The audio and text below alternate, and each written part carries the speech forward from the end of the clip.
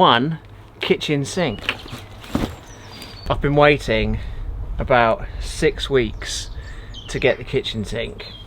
Not this one though. I ordered this one 2 days ago because the one that we were supposed to be getting never arrived, and then when I chased it up to find out where it was, they said that they just didn't have any in stock and that they didn't know when they were going to come back in stock, and I ended up getting a refund again, which was really annoying. So I ended up ordering another one a couple of days ago and it's arrived this morning. So this is where our sink is going, and hopefully it should fit on there without any issues. And that is how it's going to finish on the worktop, which I think fits pretty well. So this is the tap that's going to go behind the sink, something like that. Maybe in the middle. Should go in the middle like that. There we go. The other sink that we were going to get originally had a hole in it for the tap, whereas this one is just the bowl and then the overflow obviously as well. So I might have to have the tap offset slightly to allow for that overflow pipe to go up, because I have to have this pretty central, because underneath we've got all the woodwork for the frame. So I think I might have to offset that tap slightly to the right. But I'm going to mark it up. I'll do the sink first and then I'll cut the hole for the tap afterwards, I think. Or maybe I'll do it at the same time. I don't know what's going to be easier, but let's get this marked up, cut out, and then start thinking about installing it, putting it all together, attaching the waste, doing the cold and the hot water pipes, and yeah, try and get it up and running.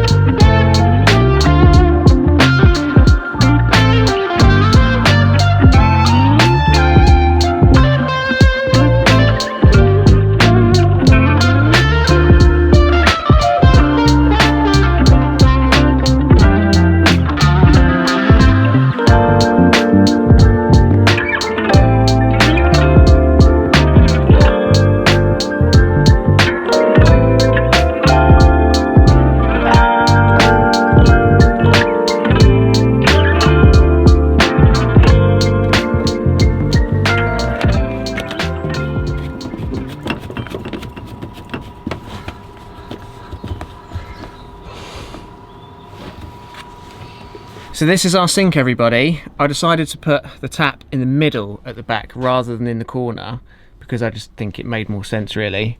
And then that will just kind of go there in the middle like that. It was really easy to install actually, because all I did was put a bead of silicone around the outside of the sink itself and then just push this down, and it's got quite a nice seal around there. I shouldn't let any water through or anything. The hot and the cold taps I've got here, obviously red's hot, blue's cold.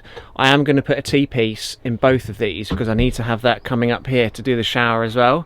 But for now, I've just kind of put them straight in there. Everything's plumbed in now, apart from the shower obviously, so there's no open pipes or anything like that. So I reckon I can put some water in the tank, get the pump on, and see if this all works. Can you imagine if I fired up the water, the whole system, and there wasn't a single leak? Can you imagine that?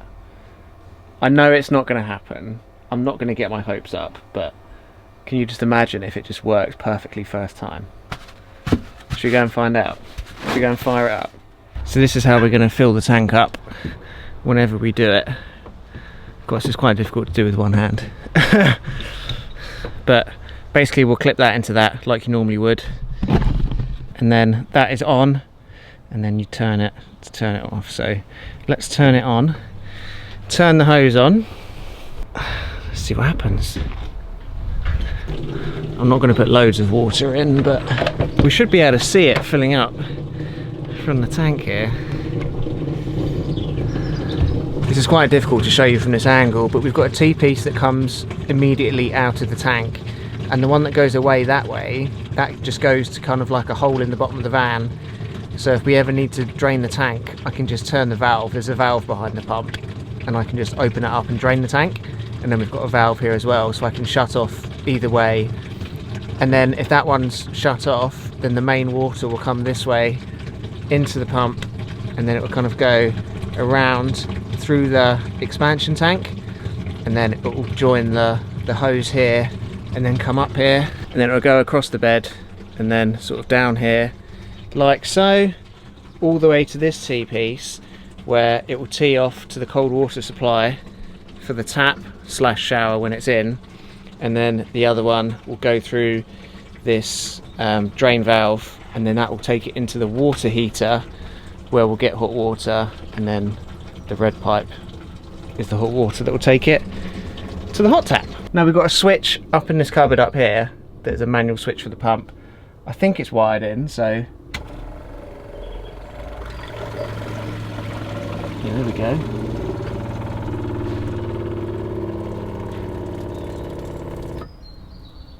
So I've just turned the pump on, and that's pressurised the pipes around to this valve here. No leaks, everything is dry. It's cold, but it's dry. Sometimes when it's cold it makes you think it's wet, but it's not. But if I open this, the pump should start and we'll get water to the other end. There we go.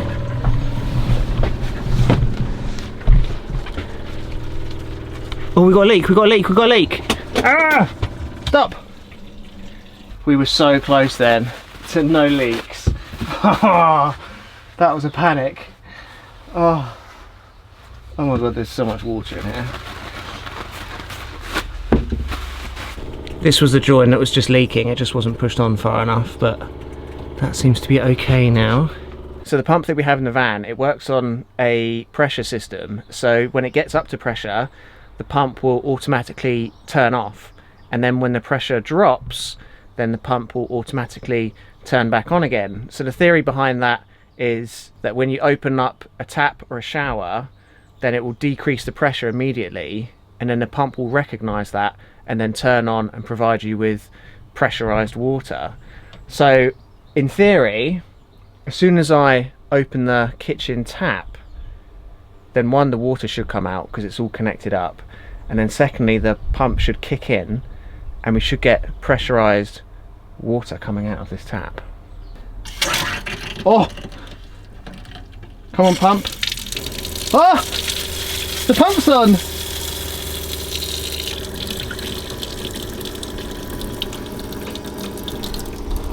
Right. The other thing to bear in mind is the waste pipe. Make sure nothing's leaking there. We have running water, everybody. Nothing's leaking.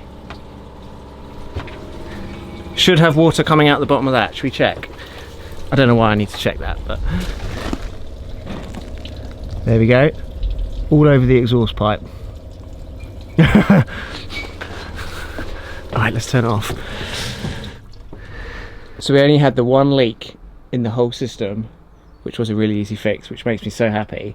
I want to turn on the hot water now to see if I can heat it up and get hot water out of that tap as well, because that would be really exciting if that happens. I'm not going to heat it up loads, but if we just turn the heater on, leave it for 15 minutes, because I think it takes a little while to heat the water up, and then see if we get hot water. Right, I've never done this before, so we're on electric mode.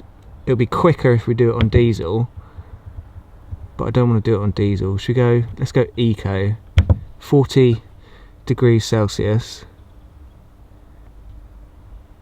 Let's see what happens. So it's been around about 25 minutes.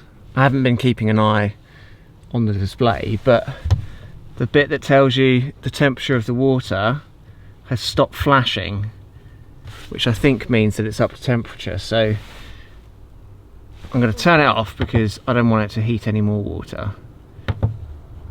So let's turn it off. Okay. Oh my god, this is a bit scary. The pump's just come on, so I guess it's going to push the water through. Oh, I can hear it. Come on. Oh, I think it's only 40 degrees. Oh, it's warm. Oh, it's hot! Oh! Ah! And then if I put a bit of cold in it. Oh my god, that is amazing! No leaks. So there we have it, everybody. Kitchen sink installed, hot and cold water, no leaks. Everything working as it should. I think this is one of the best days I've had in the van so far. I really do hope you enjoyed this video. Give it a massive thumbs up if you did. We'll catch you guys in the next one where we'll be tackling the shower. I'm still waiting on a few bits and pieces for that, so hopefully that arrives soon. But until then guys, have a safe drive, stay alive, have a lovely day, try not to spill anything, and we'll see you guys next time.